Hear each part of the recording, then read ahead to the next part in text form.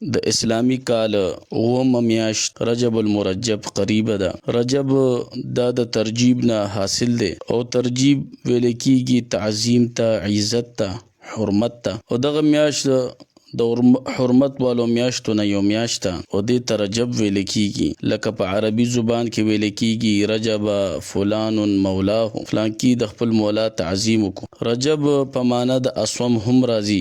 اسوم ویل کیږي نه اوریدل، یعنی کوڼ. چونکې په دغه میاشت کې به د چانه فریاد نه اوریدل کېدو. په دغه میاشت کې به د اسلحې اوازونه نه اوچت کېدل. په دغه میاشت کې به جنگ جګړې نه کېدې، امن به و. نو په دې وجه باندې دغه میاشت ته رجب ویل کیږي. د ماه رجب په احادیثو مبارکانو کې ډیر زیات فضیلتونه راغلي دي. حضور سید العالمین ختم المرسلین وبالمؤمنین رؤوف الرحیم صلی الله علیه وسلم مبارک فرمایلی دي چې رجب دا د الله میاشت ده، شعبان دا زما میاشت ده او رمضان دا زما د امت میاشت ده. دغه شان په بل روایت کې راځي ما ثبت من السنه کې چې بهشک رجب دا د عظمت والا میاشت ده او په دغه میاشت کې د نیکو ثواب دو چند وي. او څوک چې په رجب میاشت کې یو ورځ روژه ونیسي گویا چې د پوره یو کال روژه ونیوله.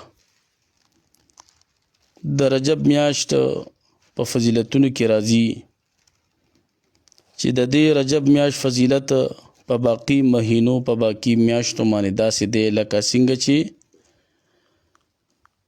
د حضرت محمد صلی الله علیه وسلم فضیلت په ټولو انبیاء کرامو مبارکانو باندې دی. او د رمضان المبارک فضیلت په باقی میاشتو باندې داسې دی لکه چې څنګه الله تعالی ته فضیلت په خپلو بندګانو باندې دی. دغه شان په یو بل روایت کې هم د رجب میاشتې په فضیلت کې راځي چې حضرت سید عائشہ صدیقہ رضی الله تعالی عنها مبارک فرمای چې رجب دا ډېر عظیم میاشت ده. په دې کې نیکی دو چند لیکل کېږي.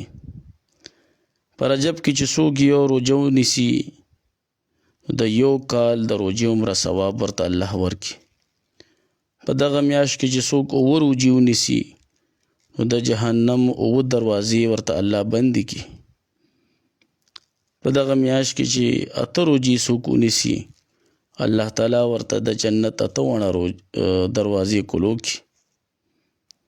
دغه شان په دغه میاشت کې چې څوک لس روژې ونیسي وایي چې دی د سم د الله تعالی نه غواړي څه سوال هم کوي الله تعالی د دعا خامخا قبلوي. او دغه شان په دغه میاشت کې چې څوک 15 روژې ونیسي وایي د اسمان نه دغه شخص ته منادي کېږي چې ستا ټول ګناهونه الله تعالی معاف کړو او څونه عمل چې ته کې د هغې به تا ته ډېر اجرونه میلاویږي. جنت کې یو نهر دی چې د هغې رجب نوم دی. او حدیث مبارک کې راځي په روایاتو کې چې هغه نهر داسې دی لکه د هغې رنګ د پیو نه سپین دی او خوند یې د شاتو نه ډېر زیات خوږ دی. او څوک چې په رجب المرجب کې یعنی په دغه میاشت کې څوک یو روژه ونیسي نو الله تعالی به د دغه نهر نه سیرابه کوي. ډېر عظیمه میاشت ده، بختوره میاشت ده، قریبه ده په موږ باندې چې دا موږ نه ضایع لاړه نه شي. دغه شان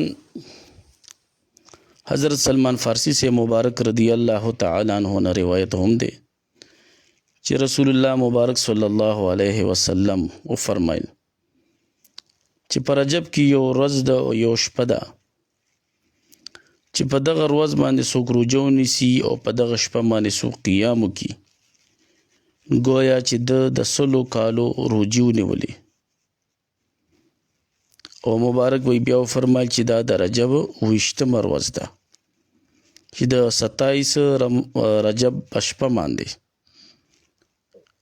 چې د شپې څوک عبادت وکړي او دروازې روزهدار شي. بل روایت کې راځي چې د دې دومره ثواب دی چې 100 کالې روجې ونیولې او 100 کالې عبادت وکړو. الله تعالی دې په دغه میاشت کې موږ ټولو ته د عباداتو توفیق را نصیب کړي.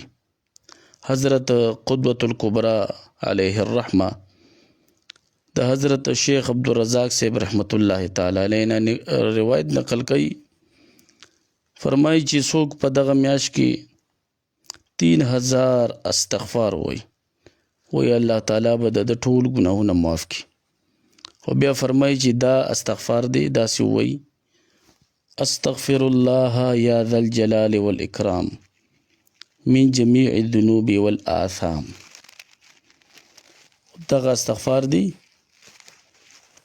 3000 دفعه وایي انشاءالله، وایي دې سره الله تعالی د ټول ګناهونه به ورته معاف کړي. الله تعالی دې د دې میاشتې خیر او برکات زموږ د ټولو نصیب کړي.